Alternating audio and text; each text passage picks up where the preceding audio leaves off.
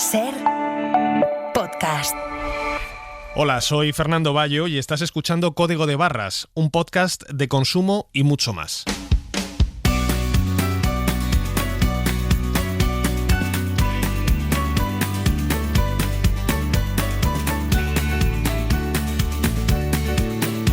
En la cadena SER, Código de Barras, con Fernando Bayo.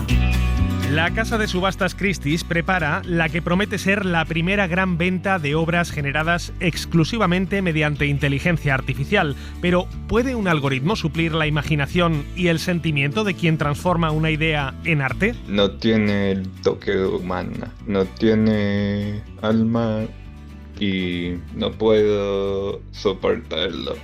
Es que todo el arte tiene que ser hecho por mano. Miles de creadores se oponen a esa subasta y exigen respeto a sus oficios. Hoy vamos a hablar con uno de ellos y vamos a explorar cómo la inteligencia artificial está cambiando nuestra percepción de qué es y qué no es una obra de arte. Este fin de semana se celebra en Madrid la tercera edición del Coffee Fest, la mayor feria europea del café de calidad que atrae a miles de aficionados a los sabores y a los rituales en torno a una bebida que cada vez es más cara y también más sofisticada. Pues hay gente que se compra una especie de peine, que son unos pinchitos para repartir bien el café, que no salgan grumos, una buena prensa, se llama tamper, para prensar el café en el cacillo cuando vas a hacer espresso, un aparato que se llama refractómetro, dejas caer unas gotas del café y lanza una luz de láser. Entonces, en función de la refracción de esa luz, nosotros podemos saber cuán concentrado está esa bebida. Para comprobar si esos artilugios realmente son necesarios, nos vamos a acercar a un taller donde los aspirantes a barista aprenden a degustar y a preparar el mejor café. Pero antes, vamos a reflexionar acerca de los pros y los contras de acabar con el anonimato en las redes sociales. Cada vez son más los dirigentes que abogan por emparejar la identidad real a una digital con el objetivo de frenar la desinformación y el discurso de odio online. Pero, ¿cuáles serían las consecuencias para quienes hacen un uso moderado de las redes sociales? En segundos lo averiguamos. Esto es Código de Barras. Empezamos. En 2016, el diario The Guardian se propuso mejorar sus sistemas de moderación de contenidos para poner freno al acoso digital hacia su plantilla. Para ello, el periódico británico analizó 70 millones de comentarios registrados a lo largo de una década en su página web y descubrió patrones muy reveladores. De los 10 reporteros y articulistas más maltratados del diario, 8 eran mujeres. Los 2 restantes eran hombres de raza negra y al menos 3 de esas 10 personas eran abiertamente homosexuales. También descubrieron que los artículos que recibían más comentarios inapropiados eran los redactados por mujeres en secciones como deporte y tecnología. Y sí, por si se lo estaban preguntando, no había ninguna mujer entre los 10 colaboradores del diario menos insultados a lo largo de esa década. Jessica Valenti, columnista del Guardian y especialista en temas de feminismo, describía así la experiencia de lidiar a diario con el odio digital. Imagina ir a trabajar todos los días y conforme entras por la puerta, tienes a un centenar de personas diciéndote: eres estúpida, eres terrible, eres una inútil, no puedo creer que te paguen por esto. Es una forma terrible de ir a trabajar. Ya sabes, comentarios despectivos, los mismos comentarios sexistas una y otra vez. El tipo más horrible de violación y amenazas de muerte. Y también se producen un montón de risas, de gestos aprobatorios y de apoyo a todo eso. Es como que cuanto más horrible eres, más atención recibes. Y también creo que hay una especie de mentalidad de turba o un efecto de turba que sucede en todo esto. Aquel experimento del diario The Guardian hace casi una década permitía tomar una fotografía del ciberacoso que lamentablemente sigue hoy campando a sus anchas en las plataformas digitales, donde la figura de los moderadores de contenidos está en vías de extinción. His name is Elon Musk. He saved free speech. Según un estudio reciente de la Universidad de California, el discurso de odio ha crecido un 50% desde que Elon Musk se hizo con la propiedad de Twitter hace casi 3 años. Una toxicidad digital que se traslada de manera muy directa a la vida real. 30.000 menores ucranianos están viviendo en España desde la invasión de Putin en Ucrania. ¿Por qué hay tanto problema con 6.000 menores? que vienen a Canarias y por qué no ha habido ningún problema con esos 30.000 menores ucranianos. Ángeles Caballero, ¿qué tal? Muy buenas. ¿Qué tal? Muy buenas. Y este comentario que escuchábamos suscitó ataques en redes de lo más cruel contra ti. Sí, bueno, suscitó ataques muy crueles, como que algún amable usuario anónimo de X me deseara, así como de aperitivo, una violación grupal por parte de un grupo de menores no acompañados. También te digo que esto te lo cuento ahora, un poco cuando ya ha pasado tiempo, ya he vuelto a recuperar mi tensión arterial, pero es un tema que es bastante recurrente en las conversaciones con otras mujeres, no solo periodistas. ¿A ti te suele suceder que hagas un comentario en el Hoy por Hoy, en la Cena de los Idiotés, en televisión, en cualquier ámbito, incluso en el periódico, y te lluevan comentarios ofensivos y amenazas como esta? Bueno, desgraciadamente suele ser habitual.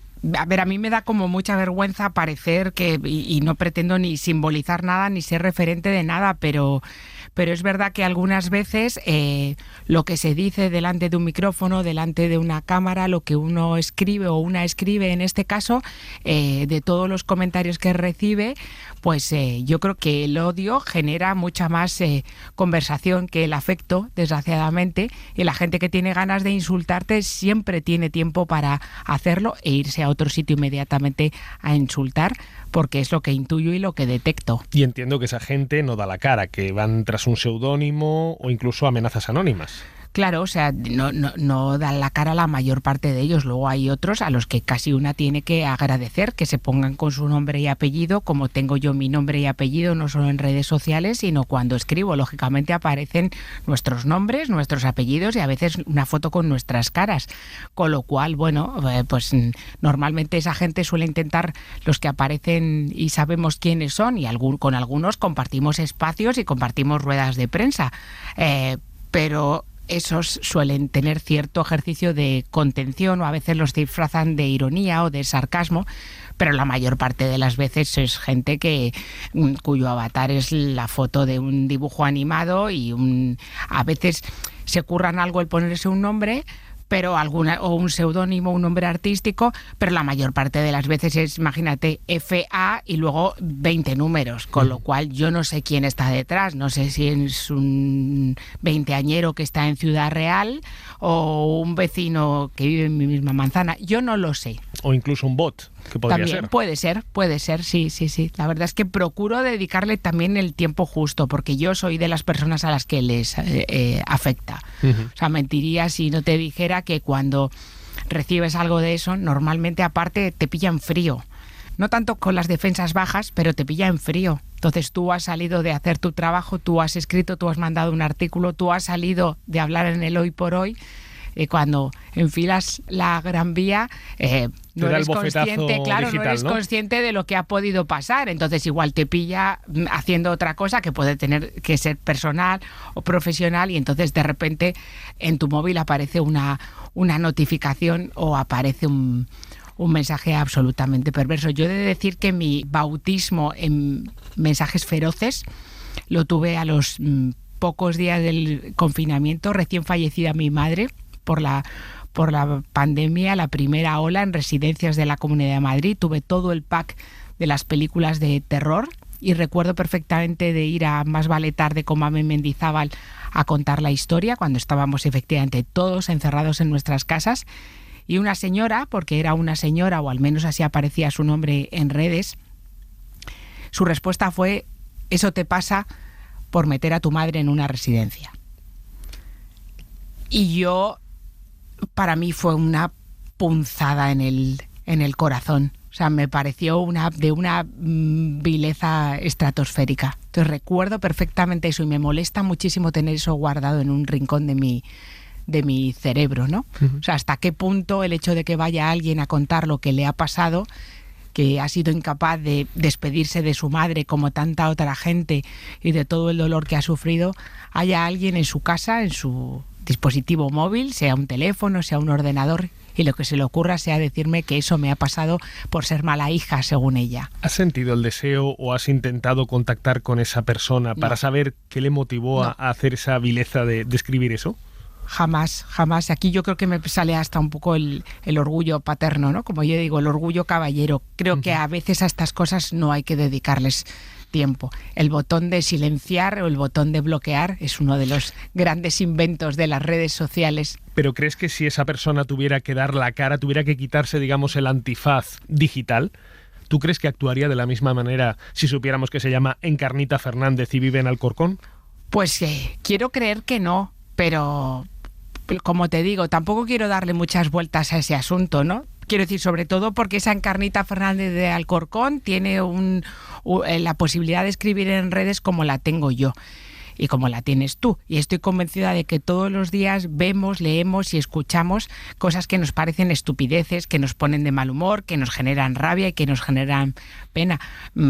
Yo lo veo y digo, ay, madre mía, y se acaba. O sea, quiero decir, me genera un sufrimiento justo, me puede generar rabia, pero yo no la vuelco en el autor o la autora de ese comentario. Entonces, es muy agotador tener que intentar argumentar y explicarle a una persona por qué has tomado determinadas decisiones o has escrito determinadas cosas o has opinado demasiadas cosas.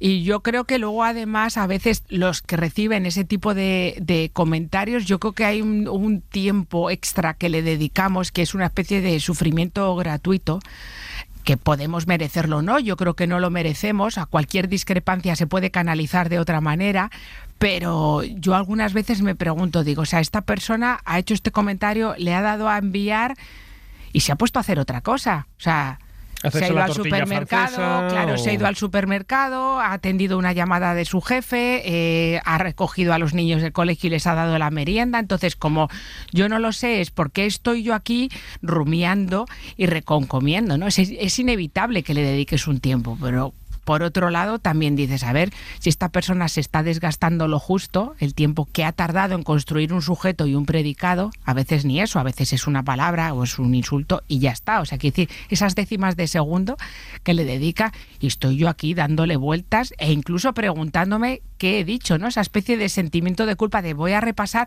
porque es que igual me he pasado. Y luego pienso, la cantidad de cosas que yo escucho que o no las escucho o procuro evitar hacer ese juicio, ¿no? Yo creo que todos tenemos muchísimas cosas que hacer y muchísimas otras cosas de las que ocuparnos. ¿Te has planteado dejar las redes sociales o cortarte, si es que alguna vez te has cortado en alguna opinión, para evitar esa reacción furibunda de los, no sé si llamarlos ciudadanos que opinan en redes, por llamarlos de alguna forma educada? Sí, a todo. Me he planteado dejar redes sociales, me he planteado no dejarlas pero cerrarlas, me he planteado un montón de cosas y por supuesto que se me ha pasado por la cabeza no solo desnatar mis comentarios, sino algunas veces decir que no a alguna propuesta, porque ya he pensado, ay madre mía, me han pedido que hable de esto, hoy es un día para estar en modo avión. Pero luego hay una parte, o sea, tampoco voy a decir no nos puede vencer el mal, todas estas cosas, porque yo no dejo de ser una gota en el océano. Pero luego hay algunas veces en las que, no sé, mi sistema inmunitario se refuerza y salgo y me quito el corsé y algunas veces digo, pues esto es lo que soy. También es verdad que luego hay gente frente a toda esa bilis, luego también es que recibes un montón de abrazos y un montón de afecto y gente que a lo mejor no te conoce, pero que te ha interpretado y te ha leído, ¿no? Y que puede intuir por lo que estás pasando y te hace llegar oye, te mando un abrazo y a mí todo ese calorcito pues también me gusta. Ángeles Caballero, muchísimas gracias. Gracias a vosotros. Y que no te tengan que molestar mucho más, aunque sea por esta conversación en redes. Espero que no, ¿eh? Bueno, que venga lo que venga, ya está. Gracias. Cuídate. Atajar la impunidad digital sigue siendo una de las cuestiones que generan mayor debate en los sistemas democráticos. Hace unas semanas, en el foro de Davos, el presidente del gobierno español, Pedro Sánchez, adelantaba una de las propuestas que llevará al próximo Consejo Europeo, la de acabar con el anonimato en las redes sociales. En nuestros países, nadie puede andar por la calle con un pasamontañas o conducir un coche sin matrícula. Nadie puede enviar paquetes sin mostrar un documento de identidad o comprar un arma de caza sin dar su nombre. Y sin embargo, estamos permitiendo que la gente ande libremente por las redes sociales sin vincular sus perfiles a una identidad real. Lorena Fernández es ingeniera informática, experta en ética de la digitalización y de la inteligencia artificial aplicada y directora de comunicación digital en la Universidad de Deusto en Bilbao. Precisamente desde allí, desde Radio Bilbao, nos atiende. Lorena, ¿qué tal? Bienvenida a Código de Barras. Hola, ¿qué tal? Encantada. Esto que apuntaba el presidente del gobierno hace unos días en Davos, acabar con el anonimato en redes, a priori suena como una solución atractiva y muy clara a un problema muy complejo como es el de la impunidad digital, pero yo no sé si va bien orientada. Hombre, yo creo que va bastante mal orientada porque creo que parte de dos premisas incorrectas. Una, que a día de hoy existe el anonimato digital, porque podríamos hablar de cómo se puede identificar a personas aunque no pongan nombre y apellidos en sus perfiles de redes sociales. Y dos, que el discurso de odio, el negacionismo, la desinformación hoy en día ya no generan vergüenza, con lo cual estamos hablando de que personas con nombres y apellidos, con caras, personajes políticos, pseudomedios de comunicación, incluso influencers, ya no tienen ningún tipo de vergüenza, de problema en generar todo este tipo de contenidos, con lo cual vemos que no frena ninguna de las dos partes. Tenemos que distinguir dos tipos de contenidos, aquellos que pueden incurrir en un delito de ofensas, un delito de amenazas, un delito incluso de apología de ciertos tipos de violencia, y opiniones que, por muy desagradables que puedan sonarnos, pues son totalmente legales y se pueden expresar en los términos en los que cada uno desee con mayor o menor educación. Eso es importante diferenciarlo. En el primero de los casos, en el de los actos que pueden ser presuntamente delictivos, a día de hoy los tribunales cuentan con herramientas suficientes y con la colaboración suficiente de las plataformas digitales para dar con los autores de esos presuntos delitos y llevarlos ante la justicia. Pues yo creo que la problemática está ahí. O sea, probablemente con lo que no cuenten es con recursos suficientes para abordar todo esto. Pero tecnológicamente, identificar a una persona, por mucho, reitero, que se esconda detrás de una cuenta con nombre falso, es posible. Ahora bien, tú indicabas varios elementos clave. Por un lado, la colaboración con las plataformas de redes sociales no es sencilla, no es fluida. De hecho, se habla de que incluso cuando se hacen denuncias por racismo, a las propias plataformas, solo digamos que inciden o actúan en la mitad de los casos o muchos menos. Por otro lado, también estamos hablando de que las operadoras telefónicas tienen mucho que decir, porque cualquier persona cuando se conecta a Internet lo hace con una dirección IP que podría ser identificable, con un contrato por detrás, podríamos llegar a saber qué persona hay detrás. Reitero, todo esto, al final lo que viene por detrás es que necesitaríamos muchísimos recursos para poder identificar a esas personas. Y la colaboración de las grandes plataformas, que era también uno de los puntos que ponía sobre la mesa Pedro Sánchez, esas plataformas que en buena medida se benefician de esas opiniones extremas, de esa polarización, y en ocasiones no persiguen con contundencia a quienes cometen esos presuntos delitos digitales, o al menos no facilitan a priori su localización. No, claro. O sea, para las plataformas pensemos que lo que necesitan es nuestro tiempo para poder impactarnos con publicidad. Y para ellas la indignación vende. Es decir, hay muchísimos estudios, uno recientemente publicado en Science, que al final todas esas publicaciones en redes sociales con información falsa lo que generan es más indignación. Y cuanto mayor es la indignación, mayor es el consumo de información en ellas. Además, vemos que la mayoría de plataformas en las que ahora mismo estamos se ubican en Silicon Valley, y con el cambio, por ejemplo, de la entrada de Donald Trump, estamos viendo también cuáles son los cambios en las políticas de uso que aplican, por mucho que en Europa tratemos de regular, ¿no? Hemos visto movimientos de Meta, por ejemplo, en los que dicen que ya ni siquiera van a chequear la información con las plataformas de verificación que hacían antes, sino que lo van a dejar en mano de los usuarios. O sea, que vemos ahí movimientos que son muy peligrosos para que, reitero, al final la desinformación y los discursos de odio, incluso los ataques a las personas, pues campen con bastante facilidad. Pongamos que la Unión Europea alcanza algún tipo de acuerdo para ponerle coto al anonimato. No digo para acabar con él definitivamente, pero sí para ligar de una forma más clara la identidad real a la identidad digital. ¿Esto qué pros y qué contras podría tener para los usuarios, para ti, para mí o para cualquier persona que pueda o no insultar a gente en redes sociales, ofrecer opiniones muy salidas de tono o incluso expresar amenazas? Bueno, pues por un lado tenemos un nudo gordiano, que es pensar ¿quién va a hacer la identificación? ¿Dónde van a residir esos datos, ese, digamos, DNI digital, ¿no? ¿Va a residir en una institución? ¿Va a residir en las propias plataformas que se están frotando las manos para poder identificarnos aún más, conocernos más, hacer todavía un mayor impacto de publicidad totalmente perfilado? Y si reside en las instituciones, ¿quién va a cuidar esa información? ¿Qué análisis se va a hacer de esa información, ¿no? Por otro lado, lo que decía, hemos llegado a un punto a nivel social en el que compartir este tipo de información ya no genera vergüenza. Es decir, tener expresiones de la extrema derecha ya no es elemento de vergüenza. Estamos viendo, ¿no? Recientemente veíamos en los carnavales de Cádiz una chirigota negacionista que no le da ningún tipo de vergüenza plantarse para cantar todo ese tipo de mensajes. Por lo tanto, no pensemos que el anonimato va a restar en eso.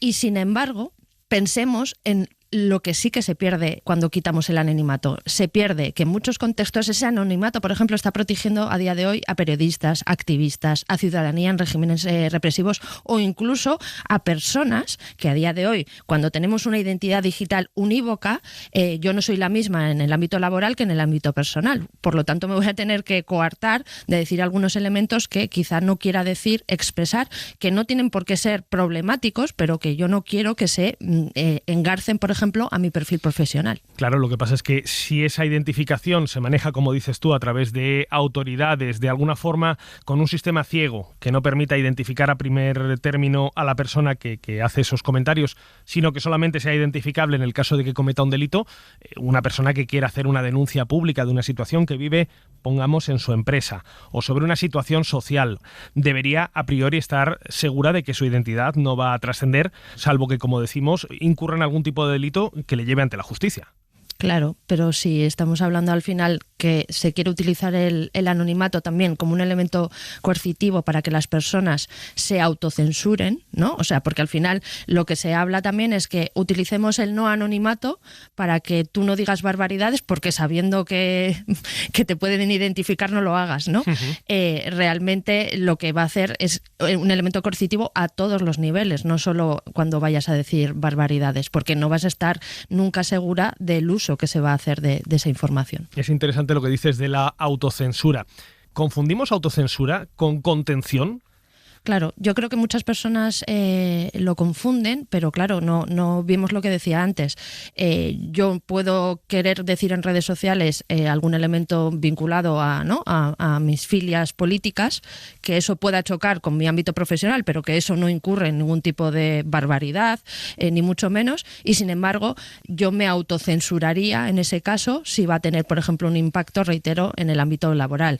Esto visto desde la parte más naif del uso de las redes sociales. Pero es que hay personas que se están jugando la vida a veces y necesitan de espacios donde poder contar las cosas que suceden en muchos sitios y que no lo van a poder hacer porque ese anonimato no se lo permite. O incluso denuncias a veces que necesitamos del anonimato para poder denunciar y alzar la voz, que en ese caso dejarían de poder hacerse.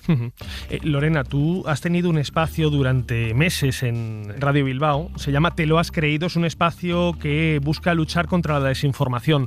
¿A día de hoy crees que hay mucha más desinformación que información potable en las redes? Pues lamentablemente creo que sí. Y de hecho todo esto viene de una época, lo que se conoce como la infoxicación, que no estaba vinculada a la desinformación, sino que de repente nos ha venido como un mare magnum de información que al final, para procesarlo, digamos que tenemos dos sistemas, ¿no? Para esas tomas de decisiones. Tenemos un sistema cognitivo de tomar decisiones rápidas y otro de tomar decisiones lentas. Claro, a veces recurrimos a atajos como leer solo titulares, compartir impulsivamente, casi sin reflexionar, con lo cual eso sí que es lo que ha ayudado a que crezca la desinformación, porque somos un flanco fácil. Claro, ese sistema más lento, más reflexivo, requiere de un mayor esfuerzo, lo utilizamos con menor frecuencia y al final pues lo que pena, digamos, es en que mayor información que no está contrastada y que no es correcta fluya a través de las redes sociales. Lorena Fernández, ingeniera informática, experta experta en ética de la digitalización y de la inteligencia artificial aplicada y directora de comunicación digital en la Universidad de Deusto. Muchísimas gracias por haberte pasado hoy por Código de Barras para tratar todos estos asuntos que son importantes y participar en esa reflexión acerca o no de acabar con el anonimato en las redes sociales. Un gusto. Código de Barras. El consumo en la SER. Fernando Bayo. Hace tiempo que la inteligencia artificial está presente en el mundo de la creación artística.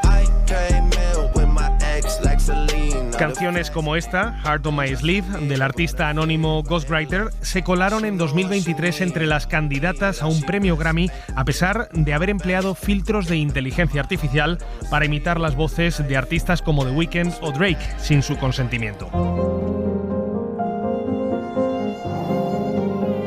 La película To Dear Me, de la creadora Giselle Tong, se alzó en septiembre con el premio al mejor corto generado con inteligencia artificial en el primer festival Reply, que se celebró en el marco de la Mostra de Venecia.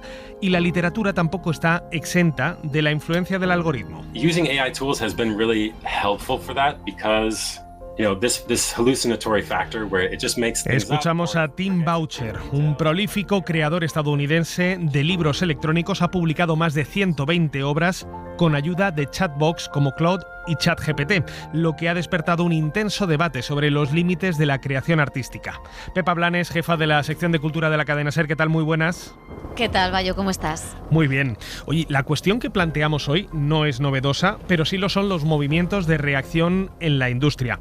Hace unos días leíamos que Amazon ha restringido la autoedición de libros a 3 obras diarias por autor por el temor que tienen a que esos libros, esas obras generadas con inteligencia artificial, inunden su plataforma. Eso como si 3 obras diarias fueran humanamente posibles, pero es que también escuchábamos cómo el Festival de Cine de Venecia se abre ya al mundo de las creaciones con inteligencia artificial. Venecia lo hacía dentro de una sección sobre realidad virtual que lleva mucho tiempo proyectando cortos rodados en ese formato, con esa tecnología, y en esta última edición pues lo cierto es que nos sorprendió a todos con ese paso más que ha dado. No es fácil adaptar esta herramienta al cine ni al arte, con muchos de los debates que surgen. Ahí está la última huelga en Hollywood, que pedía regular la escritura de guiones y la actuación de los intérpretes con inteligencia artificial.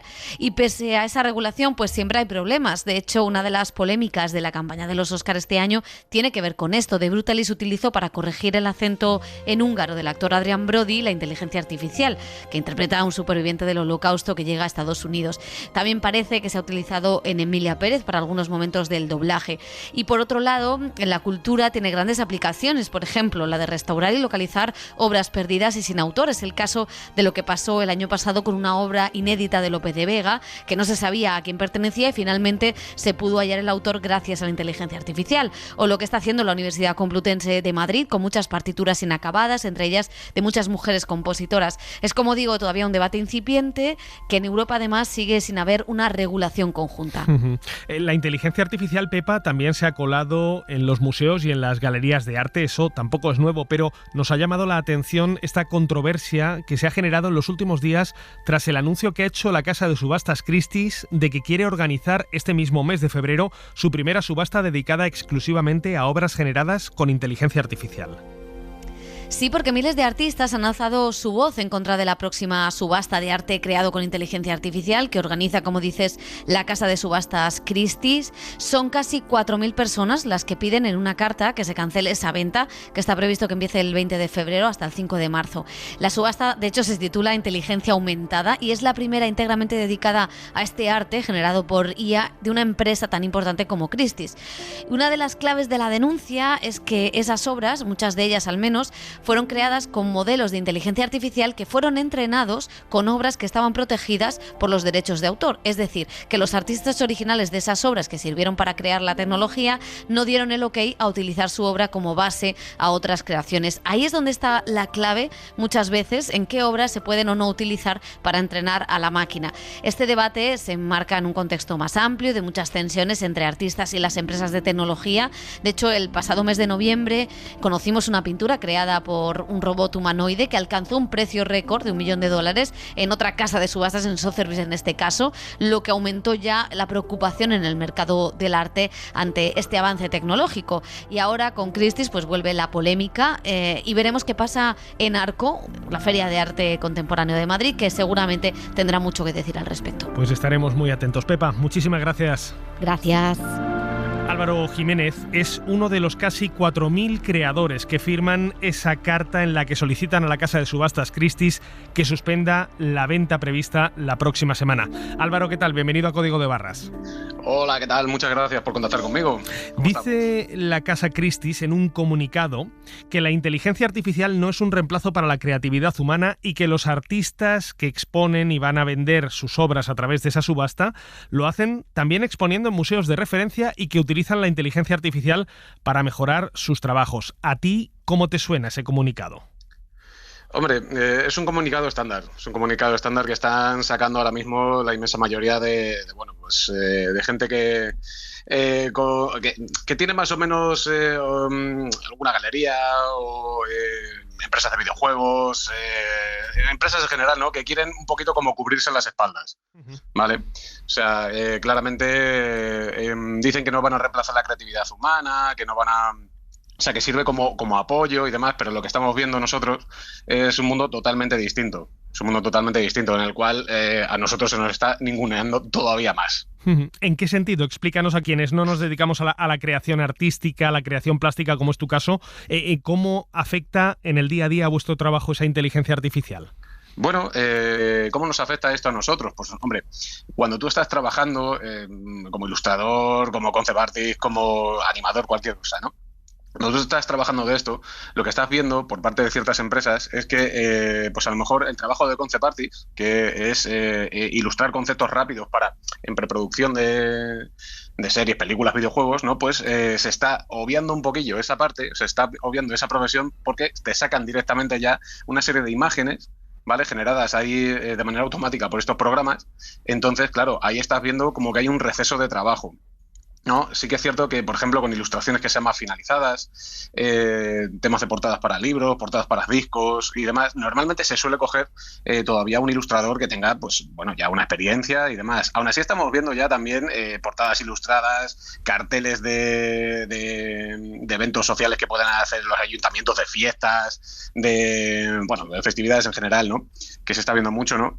Y, claro, tú ves eso y dices, hombre, ¿cómo es posible, habiendo tanta gente que se dedica a esto, que estén tirando de un software que a fin de cuentas lo que está haciendo es triturar, ¿vale? Un montón de imágenes para escupir un resultado que más o menos parece solvente, pero que cuando tú ya te fijas, y eso la gente, aunque no se dedica a esto, ¿vale? La gente lo nota, la gente lo ve y dice, uy, aquí hay algo raro, ¿no? Pero bueno, es como que no le da mayor importancia. Claro, los que nos dedicamos a esto estamos viendo cómo se nos está desplazando todavía más, ¿no? Entonces es como, pues no sé, chico, yo creo que habría que tener un poquito más en consideración a los que nos dedicamos a esta profesión, ¿no? Ya. Los artistas que van a subastar esas obras dentro de unos días argumentan que sus obras no están creadas en base a otra obra de otros artistas, sino que ellos mismos han ido componiendo obras y han ido alimentando su propio algoritmo, por así decirlo. Vale. No sé si esto es un argumento que pueda convenceros o que pueda ser fácilmente comprobable para descartar que efectivamente se hayan apropiado de la obra de otros artistas. Vale, fácilmente comprobable no es. Ahora, sabiendo cómo funcionan este tipo de programas, se puede llegar a una conclusión ahora mismo, ¿no? Entonces, comprobar, yo no puedo asegurar que esta gente, pues efectivamente, como dicen, ¿no?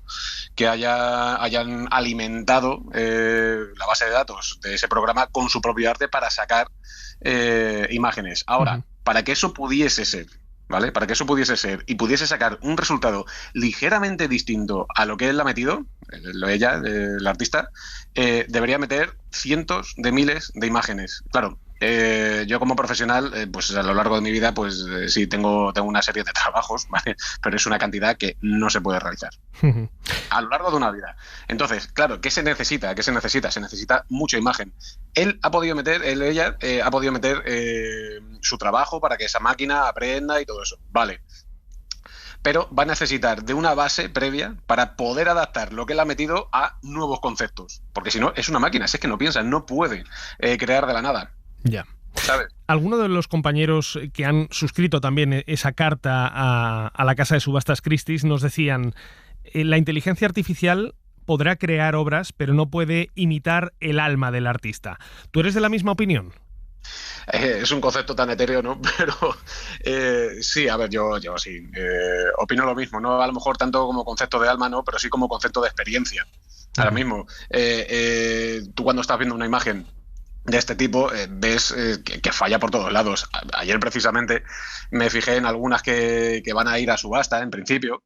Había una que me llamó mucho la atención, que era de así como una chica pelirroja, ¿no? De un frontal y un de espaldas de la misma chica. Entonces, claro, tú estás viendo esa imagen, estás viendo que supuestamente, claro, es el mismo personaje, y en una tiene el brazo más largo, el otro lo tiene más corto, ¿vale? Hay fallos anatómicos por todos sitios. Sí que es cierto que la luz la saca más o menos, ¿no?, de lo que es la ilustración, pero claro, tú ves eso y dices, primero, parece plástico entero, parece plástico, y segundo, que es como, no hay un propósito, o sea, no hay una pose como tal, no hay una narrativa de lo que está haciendo ese personaje. En general, lo que es la obra, ¿no? Es como es un personaje ahí puesto y ya está, sin más, que podría ser una demo técnica. Es decir, pues estoy practicando ahí materiales, ¿no? Como hacemos muchos algunas veces, pues para formarnos, ¿no? Pero claro, es que estás viendo ahí que eso es un arte final, supuestamente, que primero falla anatómicamente, segundo, estéticamente parece plástico y es sumamente parecido al resto de cosas que saca la IA. Entonces, claro, dices tú, al ver que no hay propósito, se nota que la gente, el que haya hecho eso, simplemente ha tecleado el prompt, lo habrá retocado un poco después, porque para que te salga algo medianamente solvente de verdad, tú tienes que saber también un poquito de, pues yo que sé, programas de edición fotográfica y demás, ¿no? Entonces, la habrá toqueteado un poco, pero se nota que no hay nada detrás. Se nota que es simplemente, pues bueno, se ha quedado contento con lo que ha sacado. Pues si tú eres un profesional y estás viendo que te está sacando un brazo más largo que el otro, dices, hombre, algo falla. Ya. ¿Temes por tu trabajo? ¿Por la emergencia de la inteligencia artificial generativa dentro de este campo? A ver, el temor siempre ha estado ahí. O sea, el temor siempre ha estado ahí, pero vamos, lleva estando desde que me empecé a dedicar a esto. Y esto hace ya 15 años. O sea, siempre está saliendo nueva tecnología, siempre está saliendo nuevos procesos, siempre está saliendo pues algo, ¿no? Que siempre te mantiene ahí un poquillo alerta, ¿no? Lo que pasa es que, claro, esto ha sido no tanto por lo que es la tecnología, sino por las formas, ¿no? El hecho de no haber pagado ningún derecho de autor, el hecho de haber cogido todo como lo ha cogido y, sobre todo, el hecho de que haya gente, porque los grandes productores, por suerte, de momento, a día de hoy de la entrevista, todavía, hombre, ellos saben que, claro, estas cosas fallan y necesitan gente profesional. Pero claro, no sé, para mí esto es un día más. Es un día más en mi profesión de incertidumbre, de esto seguirá para adelante, no seguirá. Pero claro, en el futuro esto es como todo, ¿no? Si ya te tienen que meter a la trituradora, pues, hombre, esperemos que no. Yo me voy a quedar en esperemos que no. Pues Álvaro Jiménez, ilustrador con 15 años de experiencia y esperemos que muchos más por delante todavía sin tener que pasar por esa trituradora. Muchas gracias por habernos acompañado hoy en Código de Barras. Vale, gracias a vosotros, un placer. Código de Barras. Entre fogones, un espacio para chuparse los dedos. Way down among Brazilians, coffee beans grow by the billions, so they've got to find those extra cups to fill. They've got an awful lot of coffee in Brazil. En España se sirven a diario unas 65 millones de tazas de café. Cortado, solo, con leche, con hielo, descafeinado, latte, americano, ristretto, espresso, son algunos de los términos más familiares en la barra de cualquier cafetería. Pero la cultura del café va más allá y se extiende a los complementos y a los métodos con los que se prepara. Desde que viajé a Colombia ya solo tomo café colombiano. Hay variantes, por ejemplo, sudafricanas que también me gustan mucho, pero el café colombiano ahora mismo es el que más me gusta. Como todo el mundo, al principio, pues la máquina de cápsulas pues me encantó y cambié mi vieja cafetera italiana de rosca de toda la vida por la de cápsulas. Luego pensé, las cápsulas son contaminantes. Me compré una espresso, pero la espresso resulta que se me escacharró al cabo de nada. Y ahora he vuelto otra vez a la italiana de rosca, fiable, de toda la vida. Eso sí, el café lo compro bueno. Que probablemente sea mucho mejor el café de cafetera, no tengo ninguna duda. pero yo creo que el café de cápsula está lo suficientemente logrado como para que me ahorre el trámite. Como vemos, la afición por el café es diversa y va en aumento, sobre todo en las grandes ciudades, donde florecen casi en cada esquina de algunos barrios tostadores y tiendas especializadas a donde acuden clientes que, más que aficionados, parecen ya expertos catadores en busca del café perfecto. Sonia Ballesteros, ¿qué tal? Muy buenas. Muy buenas, Fernando. ¿Tú también eres una sibarita del café? Hombre, yo sibarita no me considero, me gusta el café, tomo unos cuantos al día, tal vez demasiados, pero sibarita la verdad es que no me puedo catalogar como eso. Pero sí has querido acercarte un poco a conocer más en profundidad ese mundo que tanto embelesa a tanta gente como escuchábamos. Sí, porque a mí lo del café me provoca mucha curiosidad, así que me he acercado a uno de los espacios de la empresa Hola Café en Madrid. Es un espacio que tienen destinado a cursos y talleres. Me recibe Pablo Caballero, dispuesto a enseñarme. Justo va a empezar ahora un curso, que falta algún alumno por llegar. Nosotros este espacio lo tenemos para profesionales que vienen sobre todo entre semana a formarse para sus cafeterías o porque tienen equipos que han incorporado gente nueva, o aficionados que les gusta mucho el café, lo hacen en casa o lo disfrutan en cafeterías de especialidad y quieren saber un poquito más. La vamos cocinando más, va cambiando el color, el cuerpo y el sabor. Acaba de empezar el curso Experiencia Café, 3 horas para golosos del café que nos cuentan sus razones. Yo creo que nosotros formamos un poco más del grupo de aficionadas que he dicho él antes, y yo sobre todo empecé por mi amiga Celia, y me empezó a enseñar lo que era el mundo del café de especialidad, y venimos un poco pues para aprender un poquito más. Bueno, a mí básicamente es lo que, como se diría, el guilty pleasure. Cuando quiero darme un regalito, me voy a tomar un buen café. Esta mañana mismo lo he hecho. Pues nada, yo a ver si también muy aficionado. Me regalaron una cafetera expreso, que parece que todo el mundo toma café y que es muy fácil hacerlo, pero a ver si creo que me van a enseñar aquí a hacerlo bien. Y yo creo que si tomas uno bueno de uno malo, los comparas y se nota bastante. Es un buen ejemplo del espectro de gente que viene a hacer este tipo de cursos, que es como... O para hacerlo mejor en casa, o para diferenciar cuando pide un café por ahí si es un buen o mal café, y hacer un café bien hecho. Realmente hay que cumplir una serie de técnicas o de requerimientos también del producto que, bueno, no es tan fácil como parece. Les dejamos que sigan en su curso mientras Pablo me lleva al fondo del aula. Bueno, aquí tenemos diferentes métodos de café filtrado, que es una manera de hacer café, digamos, lo llaman slow coffee, como café lento, que simplemente es, bueno, hervir, calentar agua, y hay diferentes métodos de filtrado, con papel, con metal, pues desde la típica prensa francesa, que simplemente es un émbolo que separas el café, como otros más modernos como el Aeropress o de goteo, que, bueno... Vale, eso es café como prensado, ¿no? Sí. ¿Cuál es el mejor método? Que sea con filtro, que sea, no sé. No hay un método mejor que otros. Al final, cada método te da unas peculiaridades. Algunos cafés son más diluidos en agua, otros más concentrados, otros te los dejan muy limpios, sin ningún pozo, y otros, como el de la prensa francesa, pues te dejan más residuo. Pero hay gente que le gusta esto, que le gusta cafés con mucho cuerpo, con, digamos, más... No sucios porque suena mal, pero sí como más... con peso en la boca, ¿no? Pablo me recuerda que lo importante para hacer un buen café es el producto y el agua. La calidad del agua, no es lo mismo usar un agua del grifo en un sitio donde ni te bebes ese agua que ciertas aguas minerales o un agua del grifo pero filtrada. Hablemos de casos concretos, por ejemplo, en Madrid, ¿qué tendría que hacer? Lo más fácil en Madrid sería el agua del grifo, que tiene una buena calidad, digamos, organoléptica, pero filtrada. Un poco para quitar el cloro y que tenga menos cal a la hora de luego usar un hervidor y que no deje ningún residuo ni nada. ¿Y en Barcelona? Ni siquiera agua del grifo. O sea, en Barcelona, por ejemplo, yo viví un tiempo en Barcelona y ni siquiera lo bebes.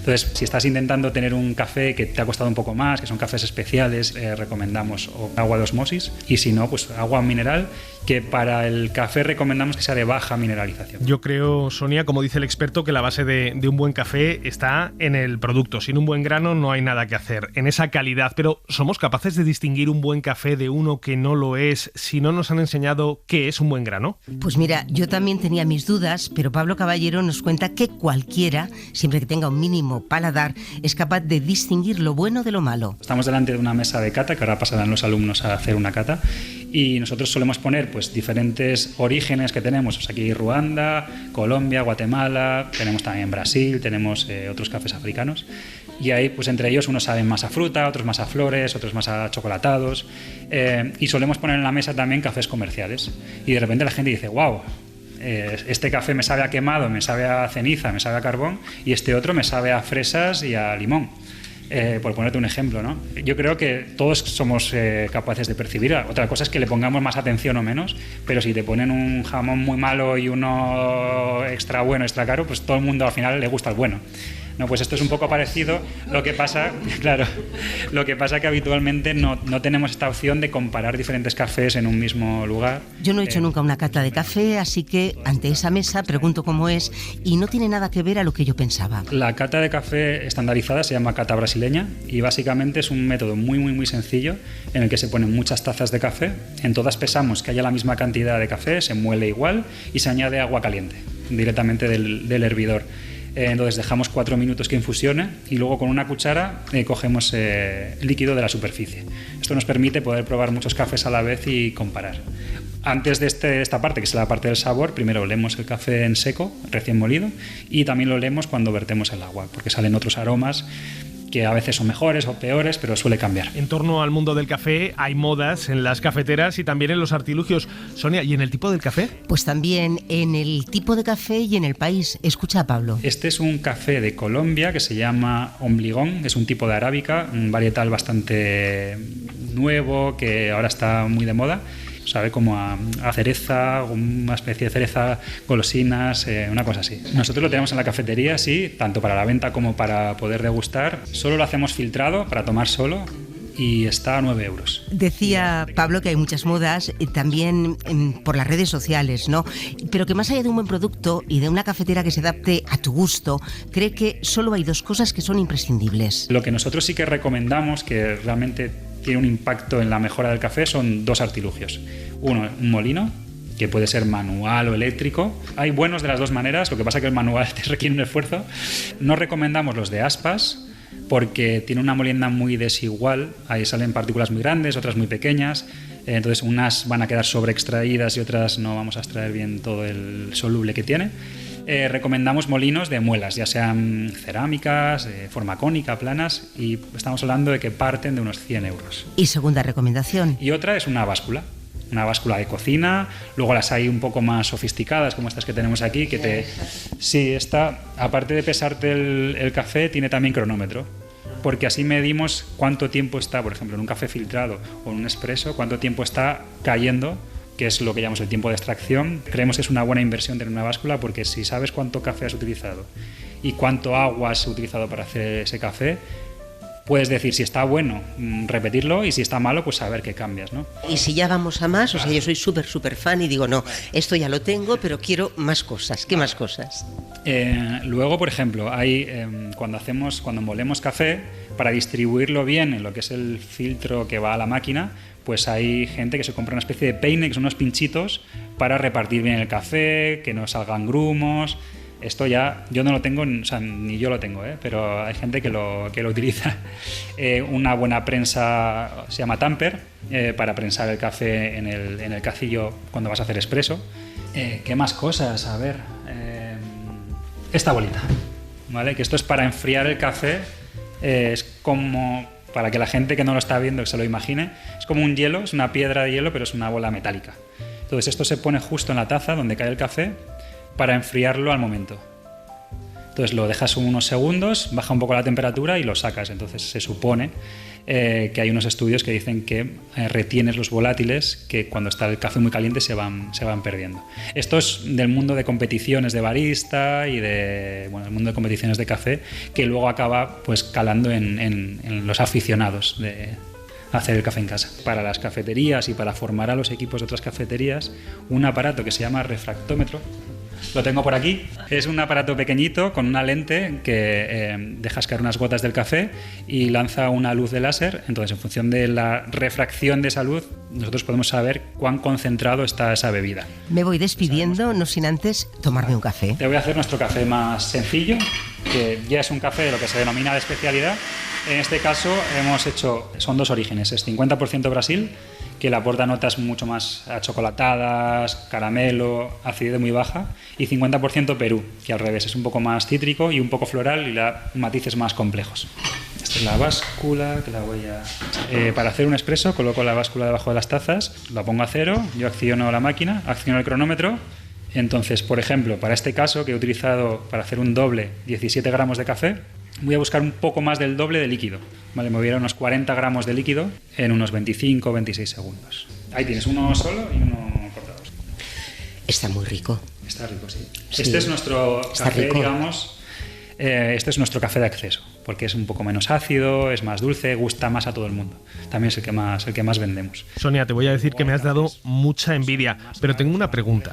Me decías que ese café Ombligón se llamaba. Sí, el café de Colombia, sí. Estaba a 9 euros. ¿La bolsa de cuánto? No, a 9 euros la taza de café. ¿Cómo? tomada en la cafetería de Hola Café, que son quienes nos han recibido, quienes me ha explicado Pablo Caballero. Ellos tienen, aparte de este espacio donde se hacen cursos y talleres, tienen 2 establecimientos donde se puede ir a degustar café de barista, y el Ombligón, que es una de las especialidades y uno de los más exquisitos que tienen, son 9 euros la taza de café. Igual me acerco, pero desde luego me quedo con eso, con el café Ombligón, 9 euros la taza, ojo, y con esa cata brasileña. Me ha encantado el término de la cata brasileña, que lo voy a empezar a aplicar en casa con diferentes cafés, a ver qué saco, qué conclusiones saco. Venga, luego nos cuentas. Bueno, Sonia, gracias. A ti. Código de barras.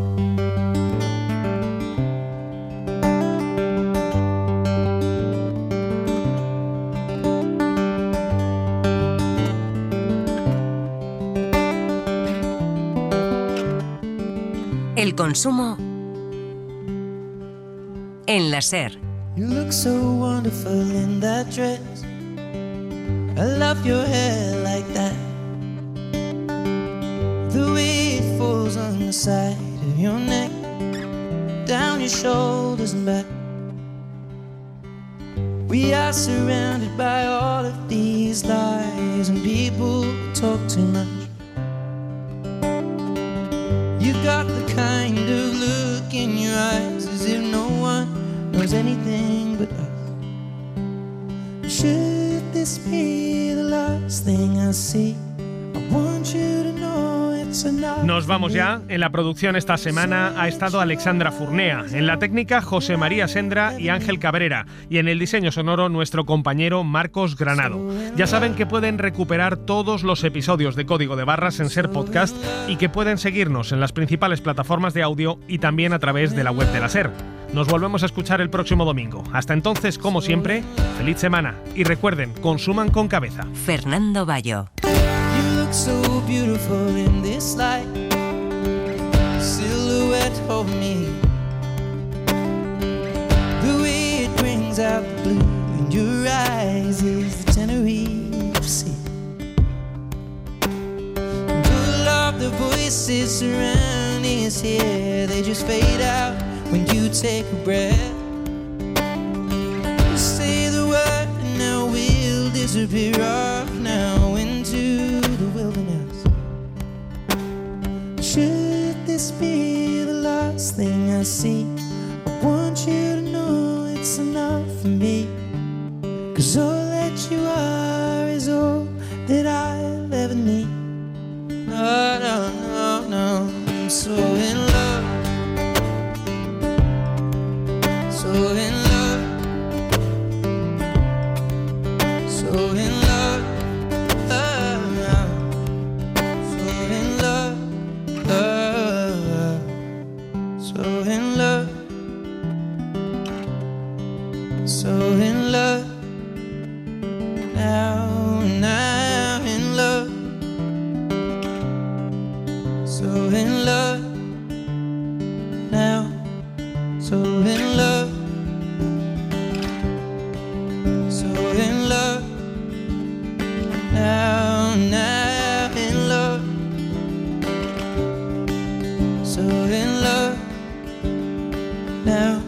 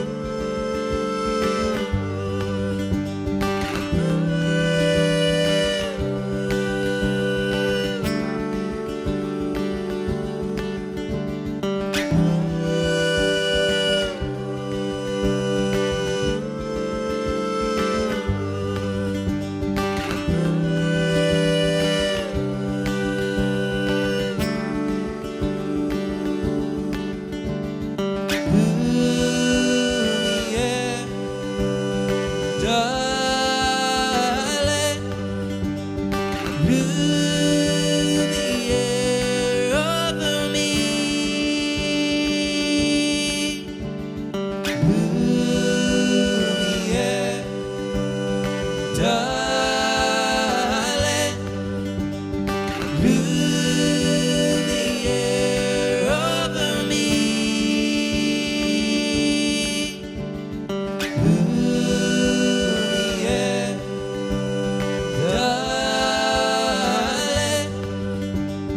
blew the air over me. Blew the air, darling, blew the air over me. Blew the air, darling, blew the air over me. Should this be the last thing I see? I want you to know it's enough for me. 'Cause all that you are is all that I'll ever need. Oh, I'm in love, so in love, so in love, love, love, love, I'm in love. You look so wonderful in that dress. I loved your hair like that. And in the moment I knew you better. Para no perderte ningún episodio, síguenos en la aplicación o la web de la SER, Podium Podcast o tu plataforma de audio favorita.